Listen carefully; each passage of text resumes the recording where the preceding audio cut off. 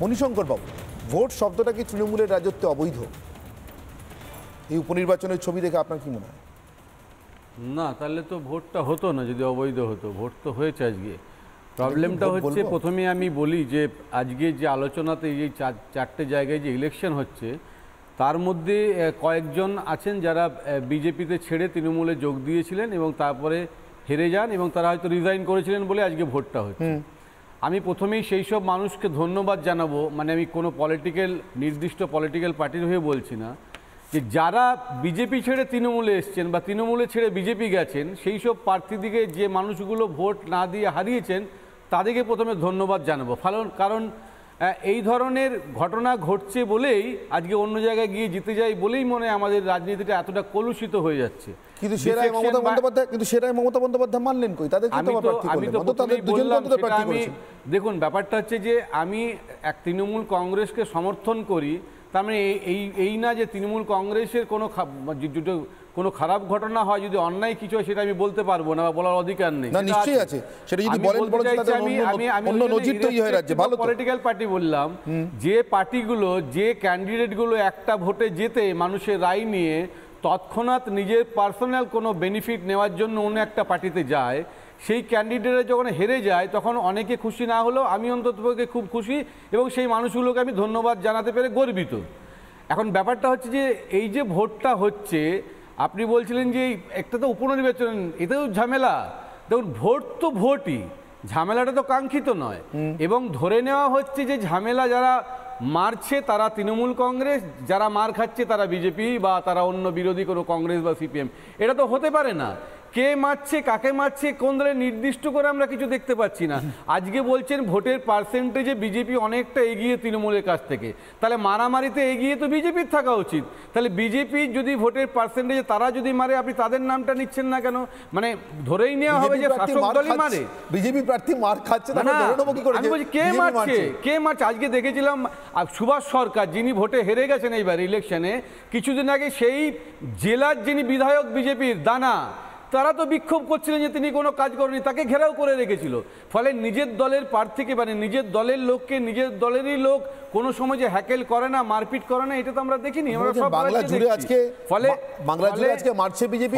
আমি বলছি যে যারা এইসব কাণ্ডগুলো ঘটায়, তাদের দিকে কোনো পার্টিকে সমর্থন করতে গিয়ে সেই লোকগুলোকে সমর্থন করার তো কোনো মানে হয় না। কিন্তু এইরকম ঘটনা নয় যে যারা মার খাচ্ছে তারা শাসক দলের হতে পারে না, এবং যারা মারছে শুধু তারাই শাসক দলের হবে। এই ন্যারেটিভটা চেঞ্জ করতে হবে। কারণ আমরা দেখেছি যারা বিজেপির নেতারা, আজকে দিলীপ ঘোষ কেন্দ্রীয় সরকার থেকে তাই রাজ্য সভাপতি নেই, উনি যত ভালো সভাপতি হোক, উনার আমলে যতগুলো এমপি এমএলএ সিট দেখ না কেন, কিন্তু উনি যে কথার প্রচলন এখানে প্রতিষ্ঠিত করেছিলেন, সেই জন্য অনেক ইনস্টিগেট করে অনেক জায়গায় অনেক ঝামেলা হয়েছিল ওনার জন্যে। ফলে এই ধরনের কথাবার্তা প্রত্যেকটা পলিটিক্যাল পার্টিতে আছে। আর কিছু কিছু সুবিধাবাদী, তারা তো সত্যি যে শাসক দলে থাকে সেই সুবিধার দিকেই যায়। ফলে শাসক দল পাল্টালে সেই সুবিধাভোগীরা সেই দলেই থাকবে। সুবিধা নিতে চায় কেন আমি সেটাই বুঝতে পারি না। আমার মনে হয় এক লাইনে শেষ করবো যে এখনকার আজকেরকার দিনে পলিটিক্যালটা না একটা, মানে পলিটিক্স কারা করতো যারা মানুষের জন্য কিছু করে, পাবলিক রিপ্রেজেন্টেটিভ। তো আজকের দিনে আমার মনে হয় পলিটিক্সটা একটা বিজনেস হয়ে গেছে। ফলে পলিটিক্সটা যদি তার হাত দিয়ে চলে যায়, তার বিজনেসটা মনে হয় চলে যাবে। ফলে যে করে হোক আঁকড়ে রাখতে হবে, সেটা বিজেপি হতে পারে, তৃণমূল হতে পারে, কংগ্রেস হতে পারে। ফলে এই পলিটিক্যাল বিজনেসটাকে সরিয়ে মানুষের জনস্বার্থে যারা কাজ করবেন সেরকম মানুষ যদি এগিয়ে আসে, তবেই পলিটিক্সের মঙ্গল হবে। মণিশঙ্করবাবু, আজকাল বেশ কয়েকটা শোতে আমি পরপর দেখলাম মণিশঙ্করবাবু যখন আসেন, আমার মনে হয় আমি মণিশঙ্করবাবুকে যে ভূমিকায় পরিচয় করাই, আইনজীবী তো তিনি বটেই পেশাগতভাবে, বলি যে তৃণমূল কংগ্রেস সমর্থক, কিন্তু মণিশঙ্করবাবু তাছাড়াও আরও দুটো রোল প্লে করেন। কখনো কখনো তাকে মনে হয় যাত্রাপালার বিবেক, যাত্রাপালার খারাপ অর্থে বলছি না, একটুও ব্যঙ্গাত্মক অর্থে বলছি না, মাটি মানুষ যাত্রাপালা ছিল তার সেই অর্থেও বলছি না। সত্যি যদি এটাকে একটা যাত্রাপালা হিসেবে ধরি, রঙ্গমঞ্চ ধরি, তাহলে মাঝে মাঝে মণিশঙ্করবাবু বিবেকের ভূমিকা অবতীর্ণ হন। আজকে শুরু করেছেন যেভাবে, সত্যিই তো বিবেকের কথা। যে দল থেকেই পাল্টিবাজি করে অন্য দলে যান না কেন, হেরেছেন খুব ভালো কথা, আমরাও তাই বলি, হারাই উচিত এমন লোকেদের। কিন্তু তারপরে তাকে তৃণমূল টিকিট দেয় কেন? মণিশঙ্করবাবু বলেছেন তৃণমূলের সব খারাপে সমর্থন করতে হবে এমন কোনো দায় আমার নেই। আবার শেষ করলেন যেভাবে, যে মারছে, যারা মারছে সবাই নাকি বিজেপি। আমার মনে হচ্ছে কেউ একটা মায়া বাস্তবতার মধ্যে রয়েছে। আইডেন্টিফাইটা কে করবে? ম্যাজিশিয়ান, মাঝে মাঝে ম্যাজিশিয়ানের ভূমিকা দেখতে পাই। যারা মানলো তারাই তৃণমূল হবে, এই ন্যারেটিভটা কেন হবে সেটাই বলতে চাইছি। Thank you Anirban. আমার না মনিদার সঙ্গে আমার জেনারেলি খুব ভালো সম্পর্ক, সেই জন্য আমি শুধু সেটার জন্য না, তুমি একদম ঠিক কথা বলে উনি যেটা দিয়ে শুরু করলেন যে এই পাল্টিবাজিদের যা ফল হয় সেটা সত্যি সত্যি I completely agree with him, যে কে কোন পার্টি যাচ্ছে না যাচ্ছে পার্সোনাল গেনের জন্য তার ফলাফল জনতার দিচ্ছে, সেটা নিয়ে আমার সত্যি কোনো দ্বিমত নেই। কিন্তু আমি একটা, যেহেতু উই আর ফ্রেন্ডস মনিদা আর আমি একটা ফ্রেন্ডলি অ্যাডভাইস দিতে চাই। মনিদা সারাদিন কোর্টের কাজে খুব ব্যস্ত থাকে, সেজন্য বোধহয় টিভি দেখার সময় পান না। তবে আমি বলে দিই মনিদা, রিপাবলিক টিভি লাইক অনেকগুলো অন্য চ্যানেল ওয়েতেও পাওয়া যায়, মোবাইলেও পাওয়া যায়, আপনি একটু আপডেটেড থাকুন। তার কারণ আজকে যে ঘটনাটা ঘটেছে এবং যেভাবে রিপাবলিকের ক্যামেরা প্রত্যেকটা ঘটনা তুলে ধরেছে, এখানে কাউর যারা টিভি দেখছে কাউর কোনো দ্বিমত হবার কথা না যে কে মারছে আর কারা মার খাচ্ছে, কাদের প্রাণ হাতে নিয়ে পালিয়ে যেতে হয়েছে। এবার আসি আমার কথায়।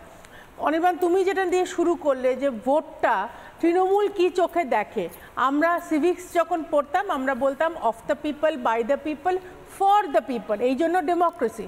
কিন্তু তৃণমূলের ক্ষেত্রে হয়ে যায় of Trinamool, by Trinamool, for Trinamool. মানে ওরাই নমিনেশন দেবে। তুমি দেখেছিলে পঞ্চায়েতের সময় লাঠি হাতে দাঁড়িয়েছিল, পুলিশ পাশে দাঁড়িয়ে পুলিশকে সরিয়ে দিয়ে অন্য কেউ নমিনেশন দেবে না। আমি ভাঙড়ের কথা বলছি। বাই তৃণমূল মানে ওরাই করবে, ওদেরই বুথিংয়ে বুথ এজেন্ট, ওদেরই সব কিছু, ওদেরই পুলিশ, ওদেরই ওয়েস্ট বেঙ্গল পুলিশ, পারলে কি ওরা ম্যানেজও করে নিয়েছে অনেক অধিকাংশ কেন্দ্রীয় ফোর্সকে। এবং ফর তৃণমূল মানে যারা ভোটে যেতে, তারা যখন কাজকর্ম করে তারা শুধুই তৃণমূলের জন্য করে। মনিদা, ফ্রেন্ডলি অ্যাডভাইস আমার সময়, আমি জানি না আপনার চাকরি থাকবে কিনা। এক সেকেন্ড, আমি চাকরি করি না by the way, not for any party. আরেকটা তুমি টেন্ডেন্সি দেখবে, গো ব্যাক, জয় বাংলা, আর বিজেপি ক্যান্ডিডেট এসে নাকি শান্তিপূর্ণ ভোটটাকে ইন্টারাপ্ট করছে। মানে এই যে প্রতিটা জায়গায়, সেটা তুমি রায়গঞ্জ বলো কি কলকাতার বুকে মানিকতলা বলো, সেম টেন্ডেন্সি। তো এটা প্ল্যান্ড ছাড়া আমি কি বলবো, উচ্চ নেতৃত্ব বলে দিয়েছে যে তোমরা দেদার লুট করো, আর যে মুহূর্তে তোমরা লুট করার জন্য, মানে যদি বিজেপি ক্যান্ডিডেটকে দূর দূর দেখতে পাও, ক্যান্ডিডেট যে কোনো পার্টির সেই দিনকার ফুল অধিকার আছে, ক্যান্ডিডেট এবং ইলেকশন এজেন্ট সমস্ত বুথে তার আনলিমিটেড অ্যাক্সেস আছে। কিন্তু সে যখন আসে তখন তৃণমূলের লোকজন প্রথমে জয় বাংলা বলবে, তারপরে বলবে গো ব্যাক, তারপরে বলবে যখন তোমরা পাথর টাথর বা ইত্যাদি মেরে গাছ ভেঙে যখন তাকে তাড়িয়ে দেবে, প্রেস যখন যাবে তখন একটাই কথা যে দিব্যি শান্তিপূর্ণ ভোট চলছিল, তো হঠাৎ বিজেপি ক্যান্ডিডেট এসে শান্তিপূর্ণ অবস্থানটা পুরোপুরি নষ্ট করে দিল। So this is plan.